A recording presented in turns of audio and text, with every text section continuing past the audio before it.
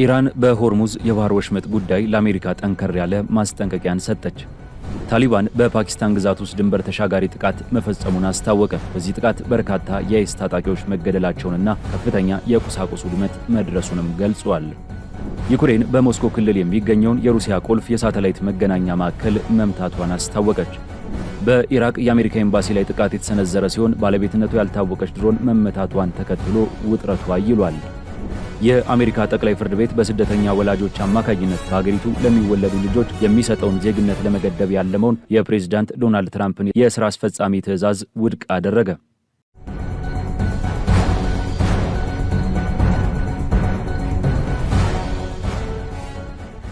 ሰላም ጤና ይስጥልን የቻናላችን ተከታታዮች፣ ይህ ቮይስ ኦፍ ኢትዮጵያ ነው። የሰዓቱን የውጭ አጫጭር ዜናዎች ከዚህ ሰዓት ጀምሮ ወደ እናንተ የምናደርስ ይሆናል። ለቻናላችን አዲስ የሆናችሁ ሰብስክራይብ በማድረግ ቤተሰብ እንድትሆኑ እንጋብዛለን።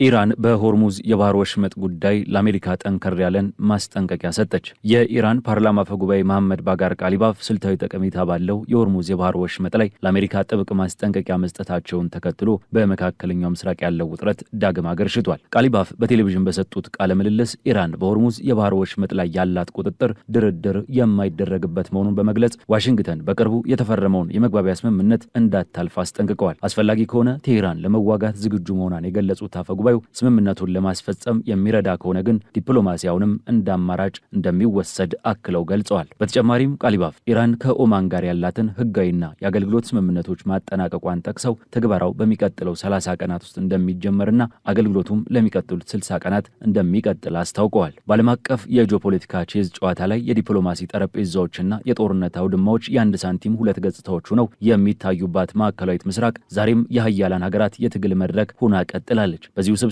የፖለቲካና የወታደራዊ ትኩሳት ውስጥ የኢራን መንግስት በሁለት ግንባሮች በአንደበተ ርቱዕ የዲፕሎማሲ ቋንቋና በማያወላውል የወታደራዊ እርምጃ የራሱን ጂኦፖለቲካዊ አቅምና ስትራቴጂካዊ ጥልቀት እያሳየ ይገኛል። ከቴሄራን የስልጣን ኮሪደሮች እስከ ሻካራዎቹና ተራራማዎቹ የድንበር አካባቢዎች የሚሰሙት ድምጾች አንዲት ሉዓላዊት ሀገር በከፍተኛ የውጭ ጫና ውስጥ ሆናም የራሷን የጥበቃ ግንብ እንዴት እንደምታጠናክር ቁልጭ አድርገው የሚያሳዩ ትዕይንቶች ናቸው። ከሁሉም አስቀድሞ የቴሄራን የፖለቲካ የልብ ትርታ የሚያንጸባርቀው የኢራን ፓርላማ አፈጉባኤ መሐመድ ባጋር ቃሊባፍ የሰጡት ጥልቅና ስትራቴጂካዊ ቃለ መጠይቅ ነው። በአፈጉባኤው እይታ ድርድር የሰላም ቋንቋ ብቻ ሳይሆን የትግልና የፍልሚያ ሌላኛው መልክ ነው። አሜሪካን በተመለከተ ኢራን ያላት አቋም በጥርጣሬና በጥንቃቄ የተሞላ መሆኑን ሲገልጹ ቴሄራን እየተደራደረች ያለችው ከወዳጅ ጋር ሳይሆን አጋጣሚ ባገኘ ቁጥር ጥቃት ለመሰንዘር ከሚያደባ ከዳተኛ ጠላት ጋር መሆኑን አበክረው ያስረዳሉ። ይህ አባባል ኢራን በዲፕሎማሲው መድረክ ላይ የምትቀመጠው ከልብ የመነጨ መተማመን ኑሯት ሳይሆን የኃይል ሚዛንን ለመጠበቅ መሆኑን ያመላክታል። እውነተኛና ውጤታማ ድርድር ሊኖር የሚችለው ተደራዳሪው አካል ለጦርነትም ጭምር ዝግጁ ሲሆን ብቻ መሆኑን አፈጉባኤው የሚያምኑ ሲሆን በአሜሪካ የውስጥ ፖለቲካ ውስጥ ይህንን ተቃርኖ በግልጽ ማየት እንደሚቻልም ይጠቁማሉ። ለምሳሌ ያህል እንደ ማርኮ ሩቢዮ ያሉ ፖለቲከኞች አንዱን አካሄድ ሲከተሉ፣ እንደ ጄዲ ቫንስ ያሉ ደግሞ ሌላ አቅጣጫን ማራመዳቸው የዋሽንግተንን የተከፋፈለ የውጭ ጉዳይ ፖሊሲ እንደሚያሳይ ተነትናሉ። የዲፕሎማሲው ፍልሚያ ከቴሄራን አልፎ እስከ ጎረቤት ሀገራት የባህረ ሰላጤው ቀጠና ድረስ የተዘረጋ ነው። ማርኮ ሩቢዮ በባህሬን በነበራቸው የጎንዮሽ ውይይት በመግባቢያ ሰነዱ ላይ የተደረሱትን ስምምነቶች በሚጻረር መልኩ የባህረ ሰላጤው ሀገራት በሆርሙዝ ሰርጥና በሌሎች ስትራቴጂካዊ ጉዳዮች ላይ በኢራን ላይ በማነሳሳት ጸረ ኢራን ስሜትን ለመቀስቀስ መሞከራቸውን ቃሊባፍ በቅሬታ ያነሳሉ። ሆኖም ኢራን ይህንን የስነ ልቦናና የዲፕሎማሲ ጫና ለመቋቋም የሚያስችል ጽናት እንዳላት ታስገነዝባለች። አፈጉባኤው ሩቢዮ የዋሽንግተኑን ስምምነትና የአብርሃምን ስምምነቶች በማራመድ የሊባኖስንና የጽዮናውያንን ግንኙነት መደበኛ ለማድረግ የሚያደርጉትን ጥረት አጥብቀው ይቃወማሉ። ለኢራን የሊባኖስ ብሔራዊ ሉዓላዊነት ሊታለፍ የማይችል ቀይ መስመር ነው። ማንኛውም አሜሪካዊ አጋር ይህንን ቀይ መስመር የሚጥስ ከሆነ ኢራን በሆርሙዝ ሰርጥ ላይ ያላትን ፍጹማዊና የማያወላውል የሉዓላዊነት መብት ተጠቅማ ደህንነቷን በአስተማማኝ ሁኔታ እንደምታስከብር ቃሊባፍ አስጠንቅቀዋል። ከዚህ የጂኦፖለቲካ ውጥረት ጎን ለጎን ኢራን የምጣኔ ሀብትና የአገልግሎት ዘርፎቹን ለማስቀጠል ከጎረቤት ኦማን ጋር የጀመረችው የዲፕሎማሲ ጥረት የሀገሪቱን የመተንፈሻ ቱቦች የማስፋት አቅሙን ያሳያል። በ60 ቀናት የጊዜ ገደብ ውስጥ ህጋዊና ከአገልግሎት ጋር የተገናኙ ተግባራት ከኦማን ጋር በጋራ ለመፍታት ስምምነት ላይ መደረሱንና በመጀመሪያዎቹ 30 ቀናት ውስጥ እነዚህ የህግና የአገልግሎት ዘርፎች ውይይቶች ወደ መሬት ለማውረድ እየተሰራ መሆኑ ተገልጿል። ይህ የመግባቢያ ሰነድ አዳዲስ አድማሶችን እንደከፈተና የተጣለውንም የኢኮኖሚ ማዕቀብ በተወሰነ መልኩ እንዳላለው ኢራን ታምናለች። ይህንን የኢኮኖሚ ጫና የማቃለል ስኬት በሚያረጋግጥ መልኩ ለተከታታይ 50 የሚጠጉ ቀናት አንዲትን በርሜል ነዳጅ ወደ ውጭ መላክ ያልቻለችው ኢራን ማዕቀቡን በመስበር በአጭር ጊዜ ውስጥ ከ60 ቀናት ባነሰ ጊዜ ውስጥ ከ40 ሚሊዮን በርሜል በላይ ነዳጅ ወደ ውጭ ገበያ ማቅረብ መቻሏን አፈጉባኤው በኩራት ይናገራሉ። ይህ የኢኮኖሚ መቋቋም አቅም የኢራን እስላማዊ ሪፐብሊክ የህዝቦቿን ጫና ለማቅለል የምታደርገውን ጥረትና ያላትን ተለዋዋጭ ስልት አመላካች ነው። የአሜሪካ የውጭ ፖሊሲ ውድቀትን እንደሚያሳይ በሚታመነው በዚህ መግባቢያ ሰነድ ላይ ጸንታ የቆመችው ኢራን አስፈላጊ ሆኖ ሲገኝ በውይይት መፍትሄ ለመፈለግ፣ ውይይቱ ፍሬ አልባ ከሆነ ደግሞ ለጦርነት ዝግጁ መሆኗን በግልጽ አስቀምጣለች። የሊባኖስ ጉዳይ ግን ከዚህ የተለየና እጅግ ውስብስብ መሆኑን ቃሊባፍ ይገልጻሉ። በእስራኤል ኃይሎች በደቡባዊ ሊባኖስ የተፈጸመው ወታደራዊ ወረራና የተፈጠረው ከፍተኛ ግጭት ቀጠናውን ወደ እሳት አውድማነት ቀይሮታል። ምንም እንኳን ስምምነት ከተፈረመ በኋላ የግጭቱ መጠን ቢቀንስም በዋሽንግተን በሊባኖስና በእስራኤል መካከል ለ4ና 5 ዙሮች የተካሄደው ድርድርና የተደረሰበት የማዕቀፍ መደምደሚያ በሊባኖስ ህዝብና ህገ መንግስት ዘንድ ተቀባይነት እንደሌለው አፈጉባኤው ያብራራሉ። በእሳቸው እይታ ይህ ስምምነት እስራኤል በይፋ ወደ ሊባኖስ እንድትመለስ የሚያደርግና የሊባኖስን ጦር የእስራኤል ደህንነት አስከባሪ አድርጎ የሚያስቀምጥ በመሆኑ ተቀባይነት የሌለው ነው። በዚህም የዲፕሎማሲው መስመር 5 መሰረታዊ ቅድመ ሁኔታዎች በአፋጣኝ እንዲተገበሩ ወይንም በተቀመጠላቸው የጊዜ ገደብ ውስጥ አፈጻጸማቸው እንዲጠናቀቅ ኢራን በጽኑ ትከተላለች። ከዚህኛው የከፍተኛ ዲፕሎማሲ የፖለቲካ ትንታኔና የቃላት ጦርነት አውድማ ወጠን ወደ መሬት ወደ ሻካራዎቹ የኢራን ድንበሮች ስንሻገር የሀገሪቱ የወታደራዊና የደህንነት አቅም ቁልጭ አድርጎ የሚያሳይ ሌላ ትዕይንት እንመለከታለን። አፈጉባኤው ድርድርና የጦርነት ዝግጁነት የማይነጣጠሉ ናቸው ያሉት ሀሳብ በኢራን እስላማዊ አብዮታዊ ዘብ ተግባራዊ እንቅስቃሴ ሲተረጎም እናያለን። የኢራን ደህንነት ኃይሎች በተለይም በውጭ ኃይሎችና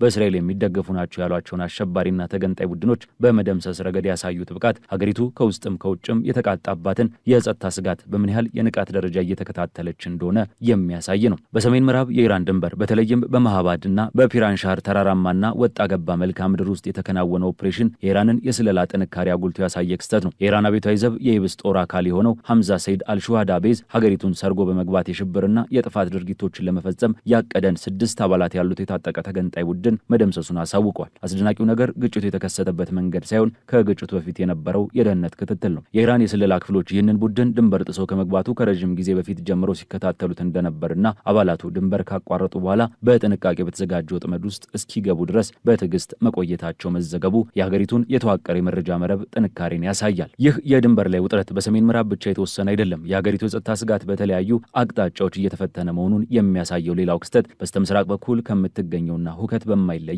የሲስታንና ባሉቺስታን ግዛት ውስጥ የተካሄደው ሌላው ወታደራዊ እርምጃ ነው። የድንበር ጠባቂ ኃይል አዛዥ የሆኑት ብርጋዴር ጄኔራል አሊ አክባር ጃቪዳን እንደገለጹት በዛቦል ክልል በምሽት በተካሄደ ዘመቻ ወደ ሀገር ውስጥ ሰርጎ ለመግባት የሞከረ ሌላ ታጣቂ ቡድን በክትትል ስር ውሎ እርምጃ ተወስዶበታል። በዚህ የተኩስ ልውውጥ ቢያንስ 2 ታጣቂዎች ሲገደሉ ሌሎች በርካቶች ቆስለው ድንበር አቋርጠው ወደ ጎረቤት ሀገር ለመሸሽ ተገደዋል። ከቦታው የተወረሱት የኤም16 ጠመንጃዎች፣ የጥይት ማከማቻዎች፣ የእጅ ቦምቦችና ሌሎች ወታደራዊ ቁሳቁሶች ከእነዚህ ቡድኖች ጀርባ የውጭ ኃይሎች ድጋፍ እንዳለ የኢራንን ጥርጣሬ የሚያጠናክሩ ማስረጃዎች ሆነው ቀርበዋል። ጄኔራል ጃቪዳን አክለውም በተለይም በምዕራብ አዘርባይጃን ግዛት ጃልዶራ ከተማ አቅራቢያ በተካሄደ ተመሳሳይ ዘመቻ ሌላ የታጠቀ ቡድን መመታቱን ገልጸዋል። እነዚህ ተከታታይ ዘመቻዎች አሜሪካና እስራኤል ከኢራን ጋር ቀጥተኛ ጦርነት ውስጥ ከመግባት ይልቅ የውስጥ ደህንነት ለማናጋት የተኪ ኃይሎችንና የስለላ መረቦችን የመጠቀም ስልት እያጠናከሩ ነው የሚለውን የቴሄራንን እምነት መሬት የሚያስይዙ ናቸው። በተጨማሪም የኢራን የጸጥታ እርምጃ በድንበር ላይ ከሚደረግ የታጠቀ ፍልሚያ ባለፈ የውስጥ ደህንነትና የጸረ ስለላ ስራዎችንም አቅፎ ይዟል። ከጥቂት ሳምንታት በፊት በኢስፋሃን ከተማ በተካሄደ ህዝባዊ አመጾች ወቅት በመንግስት ህንጻዎችና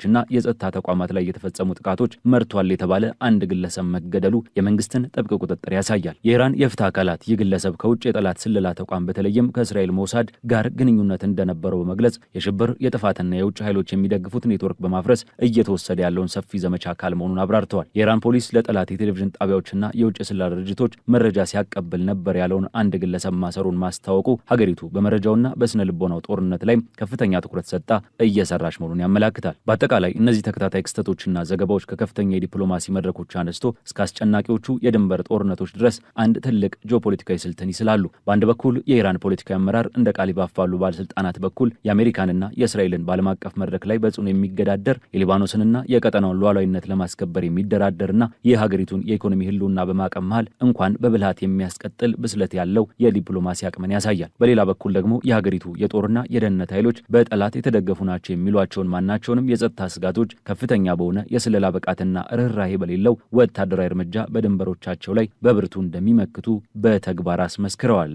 ታሊባን በፓኪስታን ግዛት ውስጥ ድንበር ተሻጋሪ ጥቃት መፈጸሙን አስታወቀ። በዚህ ጥቃት በርካታ የአይኤስ ታጣቂዎች መገደላቸውንና ከፍተኛ የቁሳቁስ ውድመት መድረሱን ገልጿል። የደቡብ እስያ ቀጠና ዳግም በጦርነት አፋፍ ላይ ቆሟል። የጭስ ደመናና የባሩድ ሽታ የድንበር አየሩን አፍኖታል። ፓኪስታን በአፍጋኒስታን ግዛት ውስጥ በፈጸመችው የቦምብ ድብደባ በርካቶችን መግደሏን ተከትሎ የሁለቱ ጎረቤት ሀገራት ግንኙነት ወደማይቀለበስ የጦርነት አዙሪት ውስጥ የገባ ይመስላል። የፓኪስታን ድንበር ዘለል ጥቃት ተከትሎ የአፍጋኒስታኑ የታሊባን መንግስት አጸፋዊ አየር ላይ የድሮን ጥቃቶችን በፓኪስታን ወታደራዊ ይዞታዎች ላይ በመሰንዘር አጸፋውን መልሷል። ይህ ክስተት በሁለቱ ሀገራት መካከል ያለውን የሻከረ ግንኙነት ወደ አደባባይ ፍልሚያ ያሸጋገረና ቀጠናውን ወደ ከፋ የጸጥታ ቀውስ የከተተም ሆኗል። በአፍጋኒስታን መከላከያ ሚኒስቴር መግለጫ መሰረት የታሊባን ኃይሎች ያደረሱት የአጸፋ ጥቃት ያነጣጠረው በፓኪስታን ባሎችስታንና ካይበር ፓክቱንኳ ግዛቶች ውስጥ በሚገኙ ወታደራዊ የጦር ሰፈሮችና ይዞታዎች ላይ ነው። ታሊባን ይህንን ዘመቻ በከፍተኛ ጥንቃቄና ትክክለኛነት የተፈጸመ መሆኑን አጽንኦት ሰጥቶ የገለጸ ሲሆን በጥቃቱ በርካታ የአይኤስ ታጣቂዎች መገደላቸውንና ከፍተኛ የሆነ የቁሳቁስ ውድመት መድረሱን አስታውቋል። ይሁን እንጂ ታሊባን በዚህ ወታደራዊ እርምጃ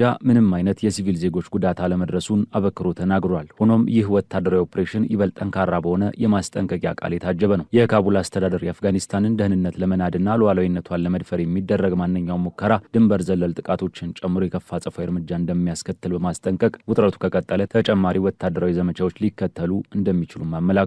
በሌላ በኩል የፓኪስታን ወታደራዊ አመራሮች የአፍጋኒስታንን የድሮን ጥቃት አቅም አሳንሰው ለማየት ሞክረዋል። የፓኪስታን ጦር 4 መሰረታዊና ዝቅተኛ አቅም ያላቸው የአፍጋኒስታን ድሮኖች መጥቶ መጣሉን በመግለጽ ከዚህ የተለየ ማንኛውንም ተጨማሪ ትንኮሳ ቢመጣ ተመጣጣኝና ተገቢ የሆነ ምላሽ እንደሚሰጥ አስጠንቅቋል። ይህ የቃላትና የተግባር ፍልሚያ የመጣው ፓኪስታን በአፍጋኒስታን ግዛት ውስጥ ድንገተኛ አየር ድብደባዎችን ከፈጸመች ከጥቂት ቀናት በኋላ ነው። የፓኪስታን አየር ኃይል የፈጸመው ይህ ድብደባ ያስከተለው ሰብአዊ ቀውስ እጅግ አሰቃቂ ነበር። የተባበሩት መንግስታት ድርጅት ባወጣው ሪፖርት መሰረት በፓኪስታን የአየር ጥቃት ቢያንስ 28 ንጹሃን ዜጎች ህይወታቸውን አጥተዋል።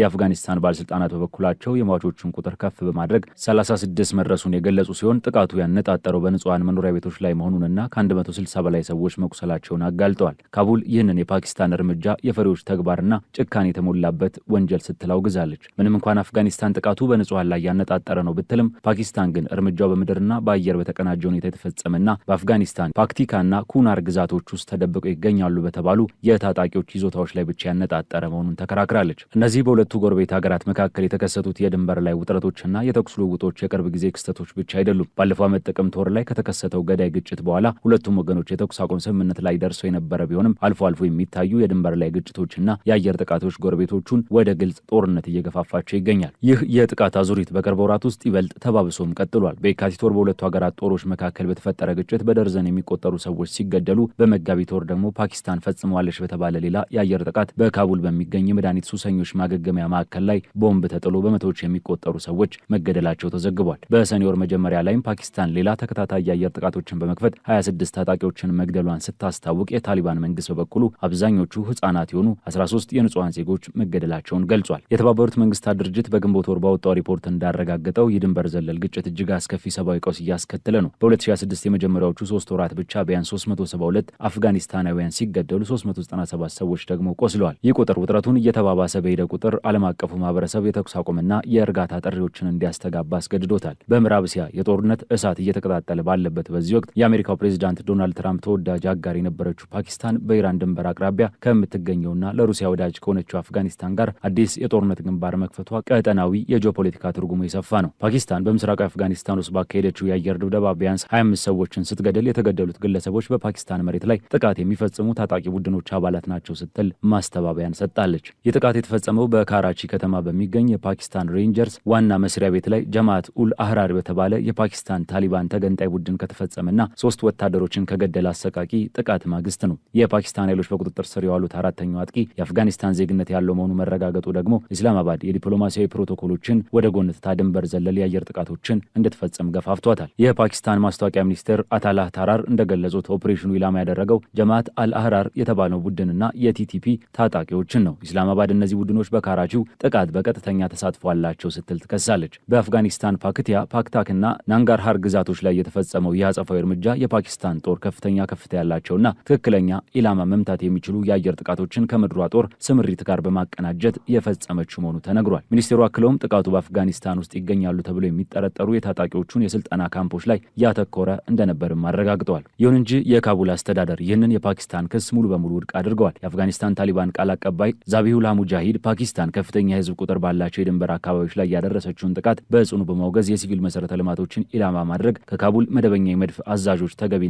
ስሌት የተደረገበት አጸፋዊ ምላሽ እንደሚያስከትልም አስጠንቅቀዋል። ከዚህ ባለፈ ሰኔ 10 ቀን ኢስላማባድ በተመሳሳይ መልኩ በፈጸመችው የድሮን ጥቃት ከ3 እስከ 15 ዓመት የዕድሜ ክልል ውስጥ የሚገኙ 7 ህጻናትን ጨምሮ ቢያንስ 13 ሰዎች መገደላቸውን አስታውሰዋል። የዚህ ዘርፈ ብዙና የተወሳሰበ ግጭት ዋነኛ መንስኤ ፓኪስታን የአፍጋኒስታን ታሊባን መሪዎች ታሪክ ኢ-ታሊባን ፓኪስታን ለተባለው ቡድን ምሽግና መሸሸጊያ እየሰጡ ነው በሚል የምታቀርበው ተደጋጋሚ ክስ ነው። ቲቲፒ ከእስልምና ሀሳቢ አኳያ ከአፍጋኒስታን ታሊባን ጋር ጥልቅ ቁርኝት ያለውና በፓኪስታን ውስጥ እጅግ ገዳይ የሆነ የታጣቂ ድርጅት ሆኖ ብቅ ያለ ስብስብ ነው። አሜሪካ ሳይቀር ይህንን ድርጅት እንደ ውጭ የአሸባሪ ድርጅት ፈርጀዋለች። ኢስላማባድ የቲቲፒ ታጣቂዎችን በአፍጋኒስታን ውስጥ ከሚገኙ መሸሸጊያዎቻቸው በመነሳት ድንበር አቋርጠው በፓኪስታን ላይ ገዳይ ጥቃቶችን እየፈጸሙ መሆናቸውን አጥብቃ ትከራከራለች። የታሊባን መንግስት ግን ይህንን ክስ ደጋግሞ ያስተባብላል። የአፍጋኒስታን ግዛት በየትኛውም ሌላ ሀገር ላይ ጥቃት ለመሰንዘር መነሻ ሆኖ እንደማያገለግልም አቋሙን ይገልጻል። ከነዚህ ሁለት ጎረቤቶች መካከል ያለው ጥርጣሬና ያለመተማመን ግድግዳ የተገነባው በአንድ ጀንበር አይደለም። እንደ አውሮፓውያን አቆጣጠር በ2021 የአሜሪካ ጦር ከአፍጋኒስታን ለቆ መውጣቱንና ታሊባንን ስልጣን መቆጣጠሩን ተከትሎ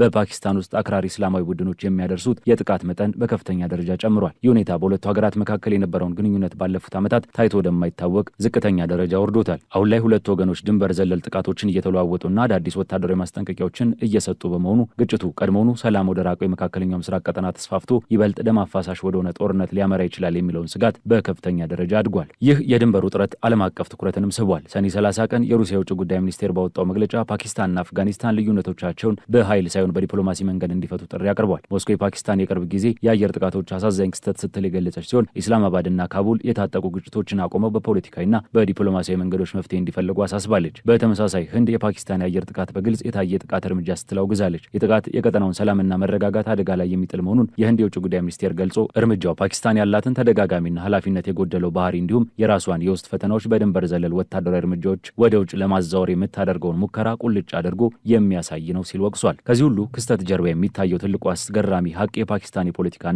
የዲፕሎማሲ ተቃርኖ ነው። በአሁኑ ወቅት የተባባሰው የድንበር ግጭት ፓኪስታን በሰፊው ጂኦፖለቲካ መድረክ ላይ ያላትን ምኞት ክፉኛ እየፈተነው ይገኛል። ፓኪስታን በመካከለኛው ምስራቅ እየተካሄደ ያለው ሰፋ ያለ ጦርነትን ለማስቆም ራሷን እንደ ገለልተኛና ቀዳሚ አደራዳሪ አድርጋ በማቅረብ ለወራት ስትሰራ ቆይታለች። ነገር ግን በውስጥ ከተሞቿ እየተበራከተ የመጣው የሽብር ጥቃት እንዲሁም በምዕራባዊ ድንበሯ ላይ ከልክ በላይ የተለጠጠው ወታደራዊ እርምጃዋ ይህችን ሀገር ውጫዊ መረጋጋት የማምጣት አቅሟን በእጅጉ ሸርሽሮታል። በገዛ ድንበሯ ላይ ሰላም ማስከበር ያቃታትና ከጎረቤቷ ጋር በጦርነት የተጠመደች ሀገር በዓለም አቀፍ መድረክ ላይ የሰላም አስከባሪነት ሚና ለመጫወት መሞከሯ የዲፕሎማሲያዊ ቅራኔውን አጉልቶ ያሳያል። የደም መፋሰሱ አዙሪት፣ የንጹሐን እልቂትና የፖለቲካው ጦርነት በደቡብ እስያ ሰማይ ላይ ማንዣበቡንም ቀጥሏል።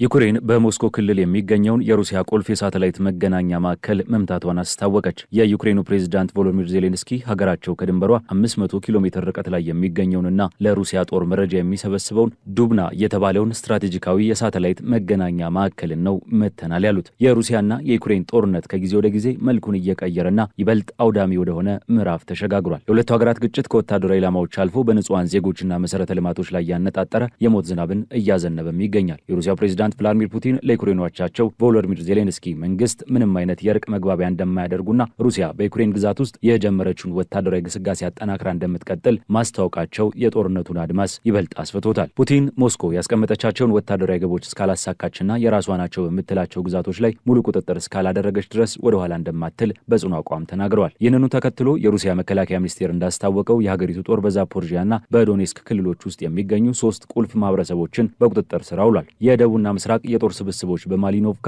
ኖቭሮዬ እና ሌስኖዬ በተባሉ ስፍራዎች ላይ ወሳኝ ድል በመቀናጀት ወደ ጠላት የመከላከያ መስመር ዘልቀው መግባት መቻላቸው ተገልጿል። ባለፉት 24 ሰዓታት ውስጥ ብቻ ዩክሬን በሁለት ግንባሮች 1395 ወታደሮቿን እንዳጣችና የጦር መሳሪያዎቿ እንደወደሙባትም ሞስኮ አስታውቃለች። በሌላ በኩል ዩክሬን እጅ አልሰጥም፣ ይልቁንም ጥቃቷን ይበልጥ አጠናክራ ወደ ሩሲያ የልብ ትርታዎች እያነጣጠረች ነው። የዩክሬኑ ፕሬዝዳንት ቮሎዲሚር ዜሌንስኪ ሀገራቸው ቀስ በቀስ የረጅም ርቀት ማዕቀቦችን በሩሲያ ላይ በተግባር እየዋለች መሆኑን በመግለጽ የጠላትን ወታደራዊ አቅም ለማሽመድመድ የተጠናከረ እርምጃ እየተወሰደ መሆኑንም አስታውቀዋል። የዚህ ስትራቴጂካዊ እርምጃ ማሳያ የሆነው ደግሞ ዩክሬን ከድንበሩ 500 ኪሎ ሜትር ርቆ በሚገኘውና በሞስኮ ክልል ውስጥ ባለው የዱብና የሳተላይት የጠፈር ግንኙነት ማዕከል ላይ የፈጸመችው ስኬታማ የድሮን ጥቃት ነው። ይህ ማዕከል ከ1980ዎቹ የሞስኮ ኦሎምፒክ ጀምሮ ሲያገለግል የቆየ በክሬምሊን ዋሽንግተንና በተለያዩ አውሮፓ ዋና ከተሞች መካከል ለሚደረጉ ሚስጥራዊ ስልክ ግንኙነቶች ጭምር ሲያገለግል የነበረ ታሪካዊና ስትራቴጂካዊ ተቋም ነው። ዛሬ ላይ የሩሲያ ጦር መረጃዎችን ለመሰብሰብ የራዲዮና የቴሌቪዥን ስርጭቶችን ለማስተላለፍ እንዲሁም በዩክሬን ውስጥ ለሚደረገው ወታደራዊ እንቅስቃሴ ቅንጅት የሚጠቀምበት ቁልፍ ማዕከል ነው። የዩክሬን ጦር አጠቃላይ እዝ እንዳረጋገጠው በዚህ ጥቃት የ32 ሜትር ርዝመት ያለው የማርክ 4 የሳተላይት መገናኛ አንቴናና ሌሎች የመቆጣጠሪያ ህንፃዎች ክፉኛ ወድመዋል። የሩሲያው የቦምብና የሚሳኤል ዝናብ በዩክሬን ከተሞች ላይ ማባሪያ የሌለው ጥፋትን እያስከተለ ይገኛል። በተለይም በዛፖርዥያ ክልል የሩሲያ SU-34 የጦር አውሮፕላኖች የጣሏቸው ግዙፍ ፋብ 3000 እና ፋብ 5000 አውዳሚ ቦምቦች ሰፈሮችን ወደ ፍርስራሽነት ቀይረዋል። እነዚህ እጅግ ዘመናዊ የሆኑና አቅጣጫቸውን በራሳቸው ማስተካከል የሚችሉ ቦምቦች በ90 ደቂቃ ልዩነት ውስጥ ብቻ 7 ጊዜ በመጣል በርካታ ጉዳቶችን አድርሰዋል። የዛፖርዥያ ክልል አስተዳዳሪ ኢቫን ፌድሮቭ እንደገለጹት በዚህ ጥቃት የ2 ሰዎች ህይወት ሲያልፍ 15 የሚሆኑት ደግሞ ክፉኛ ቆስለዋል። በሱሚ ክልልን በተመሳሳይ 4 የሚመሩ የአየር ላይ ቦምቦች በመጣል ቢያንስ 11 ሰዎችን አካል አጉድለዋል። የጥፋት መጠኑ በዚህ አላበቃም። በዲኒፕሮ ከተማ በሚገኝ ማምረቻ ተቋም ላይ በደረሰ ጥቃት ሰዎች ሲገደሉ ከ20 በላይ የሚሆኑት ቆስለዋል ተብሏል። ፕሬዚዳንት ዜሌንስኪ ይህንን የሩሲያ ድርጊት ሲያወግዙ ሩሲያ ጦርነቷን በሰው ልጆች ህይወት ላይ እያካሄደች ነው፣ የህክምና ተቋማትና አምቡላንሶች ሳይቀሩ የጥቃት ኢላማ ሆነዋል ብለዋል። በአንጻሩ የሩሲያ መሬትም ከዩክሬን የበቀላ ጥቃት አላመለጠም። ሞስኮ፣ ቤልግሮድ፣ ብሪያንስክ፣ ካሉጋ፣ ክራስናዶር፣ ሊፔትስክ፣ ሮስቶቭ እና ክሬሚያን ጨምሮ በርካታ የሩሲያ ግዛቶች የዩክሬን ድሮኖች ኢላማ ሆኗል። የሩሲያ መከላከያ ሚኒስቴር በአንድ ሌሊት ብቻ ከ61 በላይ ድሮኖችን መጥቶ መጣሉን ሲገልጽ በአጠቃላይ ግን ከ419 በላይ የዩክሬን ድሮኖች በተለያዩ የሩሲያ ክልሎች ላይ ጥቃት ለመሰንዘር መሞከራቸውን አስታውቋል። ይህ መጠነ ሰፊ የድሮን ጥቃት በሩሲያ ኤነርጂና ወታደራዊ መሰረተ ልማቶች ላይ ከፍተኛ ጉዳትን እያደረሰም ይገኛል። የዩክሬን መከላከያ ኃይሎች የሩሲያ ሎጂስቲክስና የነዳጅ ማጣሪያዎችን ኢላማ በማድረጋቸው ሩሲያ በአሁኑ ወቅት የነዳጅ እጥረት፣ የነዳጅ ማደያዎች ሰልፍና ወደ ውጭ በሚላኩ ምርቶች ላይ ገደብ ለመጣልም ተገዳለች። ዜሌንስኪ ይህንን ሁኔታ በስላቅ ሲገልጹ የ3 ቀናት ጦርነት ተብሎ የተጀመረው ዘመቻ 5 ዓመቱን ይዟል። የነዳጅ ማደያ ተብላ የምትጠራው ሩሲያ ዛሬ የነዳጅ እጥረት ገጥሟታል በማለት የሩሲያን ስትራቴጂካዊ ውድቀት አጉልተው አሳይቷል። ከዚህም ባለፈ የሩሲያ ጦር የዶኔስክን ክልል ሙሉ በሙሉ ለመቆጣጠር 15 ጊዜ የጊዜ ገደቦችን ቢያስቀምጥም እስካሁን ማሳካት አለመቻሉን ዜሌንስኪ በምጸት ጠቅሰዋል። ሆኖም ይህ የድሮን ጦርነት በሩሲያ ንጹሃን ዜጎች ላይም የከፋ ጉዳትን እያስከተለ ነው። በሞስኮ ክልል በምትገኘው የጎሬቭስክ ከተማ አንድ የዩክሬን ድሮን በመኖሪያ ቤት ላይ በመከስከሱ ምክንያት አንድ የ6 ወር ህፃን ህይወቱን ሲያጣ ሌሎች 3 ሰዎች ቆስለዋል። ቤቱ ሙሉ ለሙሉ የወደመ ሲሆን የነፍስ አድን ሰራተኞች በፍርስራሹ ውስጥ የተረፉትን ለመፈለግ ያደረጉት ርብርብ የጦርነቱን አሳዛኝ ገጽታ በቪዲዮ ምስሎች አሳይቷል። የሩሲያ ውጭ ጉዳይ ሚኒስቴር ልዩ አምባሳደር ሮዲዮ ሚሮሽኒክ እንዳስታወቁት ባለፈው አንድ ሳምንት ውስጥ ብቻ በዩክሬን ጥቃት 42 የሩሲያ ሲቪሎች ሲገደሉ ሌሎች 285 ሰዎች ደግሞ ቆስለዋል። ከነዚህ ጥቃቶች አብዛኞቹ በድሮን የተፈጸሙ ሲሆኑ የህክምና ተቋማት፣ አምቡላንሶች፣ አውቶቡሶችና የንግድ ማዕከላት ጉዳት ከደረሰባቸው አካባቢዎች ውስጥ ይገኙበታልም ተብሏል። በተጨማሪም የሩሲያ አየር መከላከያ ኃይሎች በቱላ፣ ቮልግሮድ፣ ቮሮኔዝ እና ሌሎችም ክልሎች ውስጥ የዩክሬንን ጥቃቶች ለመከላከል ከፍተኛ ጥረት እያደረጉ ቢሆንም የጥቃቱ አድማስ መስፋት በዜጎች ዘንድ የፍርሃትና የሽብር ስሜትን ፈጥሯል። ይህ ወሰን የለሽ የተኩስ ልውውጥና የድሮን ፍልሚያ የሁለቱ ሀገራት የጦር ሜዳ ውሎ ወደማያባራ የጥፋት አዙሪት ቀይሮታል። ዩክሬን በካሚካዜ ድሮኖችና በልዩ ልዩ የቴክኖሎጂ የጦር መሳሪያዎች የታገዘ ዘመቻዋን በሩሲያ የሎጂስቲክስ መስመሮች፣ የታጠቁ ተሽከርካሪዎችና የኮሚኒኬሽን ማዕከላት ላይ በማነጣጠር የሩሲያን ወታደራዊ አቅም ለማዳከም አጥብቃ እየሰራች ነው። የሩሲያ መከላከያ ኃይሎች በበኩላቸው የዩክሬንን የድሮን ጥቃቶች ለማክሸፍ ከመሞከር ባለፈ የየብስ ጦራቸውን በምስራቅና ደቡብ ግንባሮች እያስገፉ ይገኛሉ። ዲፕሎማሲያዊ መፍትሄዎች የጠፉ በሚመስሉበት የሰላም ተስፋ በፈንጂ ጭስ በተጋረደበትና የሁለቱም ሀገራት መሪዎች ከያዙት አቋም ዝንፍ በማይሉበት በዚህ ወቅት የሩሲያና ዩክሬን ግጭት የዓለምን የጸጥታ ስጋት ወደ አስጨነቀና የሰው ልጆችን ሕይወት ወደሚያስከፍል አሰቃቂ የጦርነት ትዕይንትነት ተቀይሮ ቀጥሏል። እያንዳንዱ የሚወድቀው ቦምብ፣ እያንዳንዱ የሚከሰከሰው ድሮንና እያንዳንዱ የሚጠፋው ሕይወት የዚህን ጦርነት እልባት አልባነትና የጥፋቱን ጥልቀት የሚመሰክር ሕያው የታሪክ ጠባሳ ሆኖ እያለፈ ይገኛል።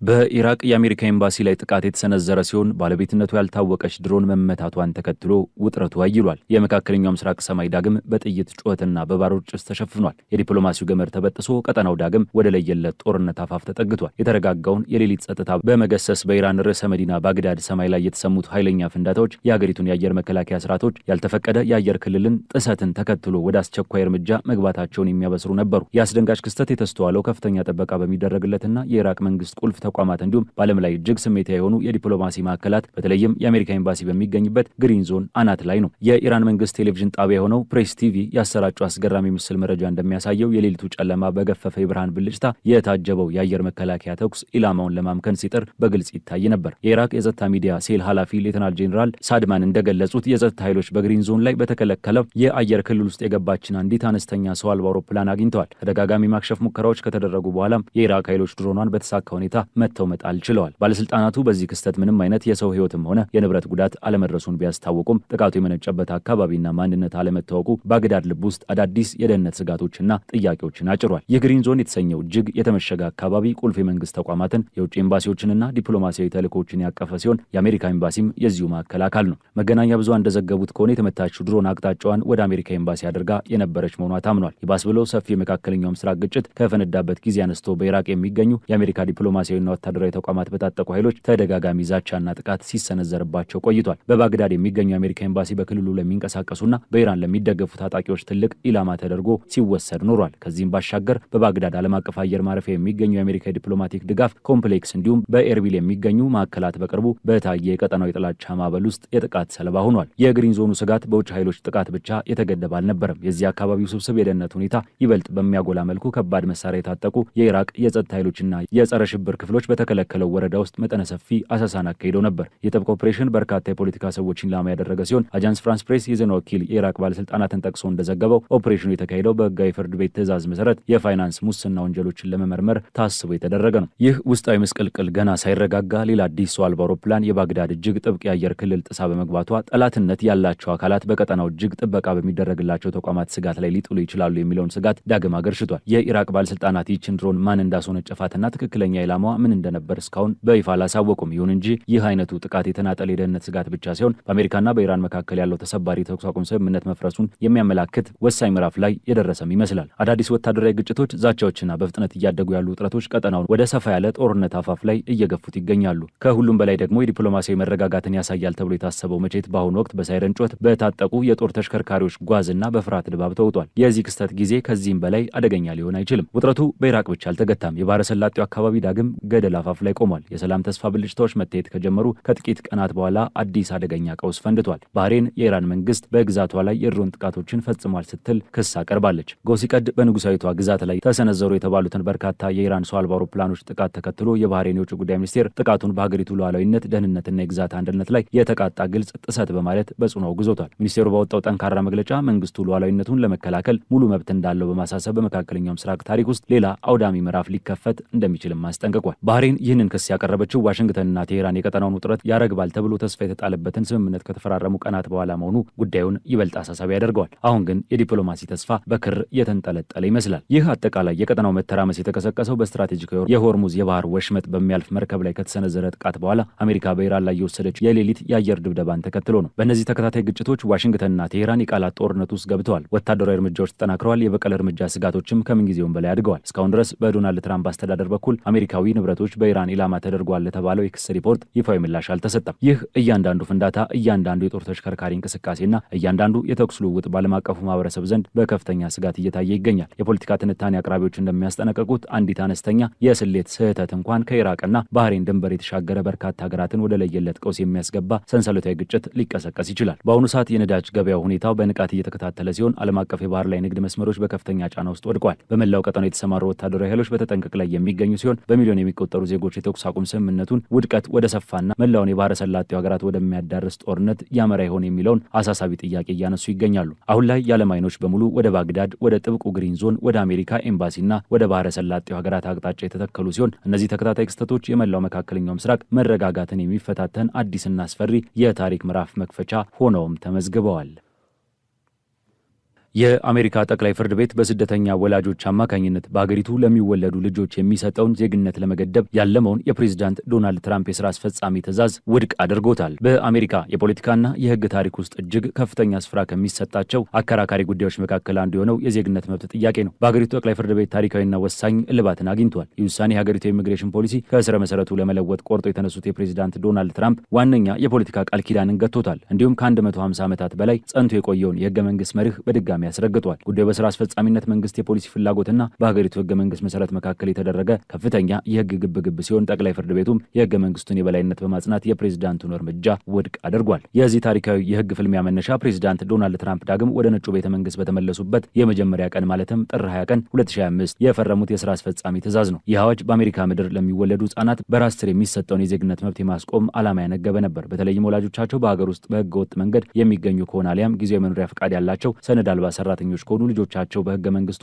የተረጋገጠውን የአሜሪካዊ ዜግነት እንዳያገኙ የሚከለክል ጠንካራ ድንጋጌን የያዘ ነበር። ይህ የፕሬዝዳንቱ እርምጃ ከዘመናት በፊት ጀምሮ ሲተገበር የነበረውንና ማንኛውንም በአሜሪካ ምድር የተወለደ ሰው አሜሪካዊ ነው የሚለውን የዜግነት ግንዛቤ ከስር መሰረቱ የሚነቅል እንዲሁም በሚሊዮኖች የሚቆጠሩ ስደተኞችንና ቤተሰቦቻቸውን እጣ ፋንታ ወደ ከባድ አጣብቂኝ ውስጥ የሚከት ነበር። ይሁን እንጂ ይህ የፕሬዝዳንት የስራ አስፈጻሚ ትእዛዝ ከተፈረመበት ጊዜ አንስቶ ለወራት የዘለቀና አድካሚ የህግ ተግዳሮትን ሲገጥሙት ቆይቷል። የዚህ የህግ ሙግት ልብ ትርታ ደግሞ ከአሜሪካ የእርስ በርስ ጦርነት ማብቃት በኋላ በ1868 የጸደቀው 14ኛው ህገ መንግስት ማሻሻያ ነው። ይህ ታሪካዊ ማሻሻያ በውስጡ ያካተተው የዜግነት አንቀጽ በግልጽ እንደሚደነግገው በአሜሪካ ምድር የተወለዱ ወይንም በህግ ዜግነት ያገኙና በሀገሪቱ የህግ ስልጣን ስር የሚገኙ ግለሰቦች ሁሉ የአሜሪካና በሚኖሩበት ግዛት ዜጎች ናቸው። የጠቅላይ ፍርድ ቤት ውሳኔም ሙሉ በሙሉ የተመረኮዘው በዚህ አንቀጽ ቃልና መንፈስ ላይ ነው። በአሜሪካ የህግ ታሪክ ውስጥ እጅግ ብርቅዬና ያልተለመደ ክስተት በታየበት ሁኔታ የፕሬዝዳንት ዶናልድ ትራምፕ ጉዳዩን በማህበራዊ ትስስር ገጾቻቸው ላይ በተደጋጋሚ በማንሳት የትኩረታቸውን ማዕከል አድርገውት ቆይተዋል። የዜግነት መብትን የመገደብ ፍላጎታቸውን ከማንጸባረቅ ባለፈ ለጉዳዩ የሰጡት ጥልቀት ትኩረት ለማሳየት በሚያዝያ ወር ጠቅላይ ፍርድ ቤቱ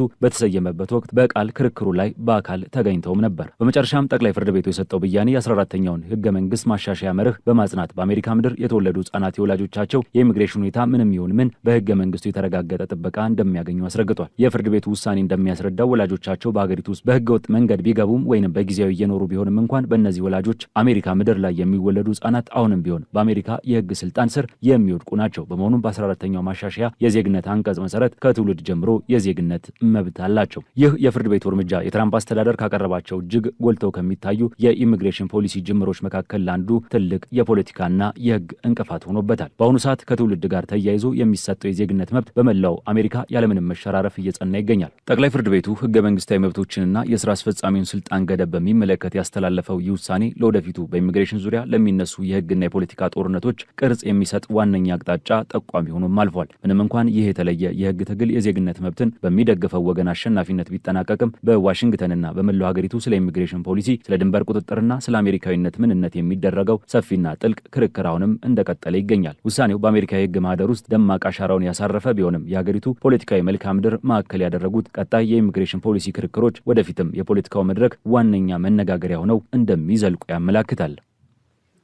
የዛሬው ዓለም አቀፍ አጫጭር ዘገባዎቻችን በዚሁ ተቋጩ። ስለተከታተላችሁን እያመሰገንን ለቻናላችን አዲስ የሆናችሁ ሰብስክራይብ በማድረግ ቤተሰብ እንድትሆኑ እንጋብዛለን። ከሰዓታት በኋላ በሌሎች ዓለም አቀፍ ጉዳዮች እስከምንገናኝ ሰናይ ጊዜ